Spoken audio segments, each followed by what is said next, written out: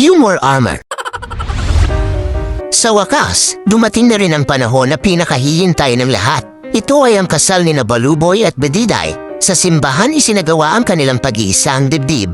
At sa munting lugar ng Selusalo nagpatuloy ang selebrasyon. Matapos ang mahabang seremonyas ng kasal, palakpakan at kainan, dumiretso ang bagong kasal sa kanilang honeymoon destination sa isang hotel. Pagdating nila roon, halatang excited si Baluboy at bakas sa muka ang pananabik.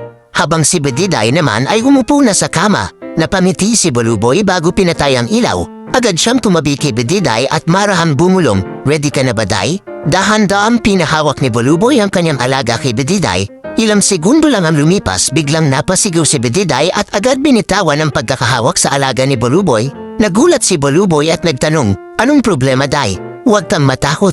Hindi naman ito nangangagat." Agad namang tumugon si Bediday, "Hindi naman ako natatakot. Hindi lang ako sanay humawak ng bulate."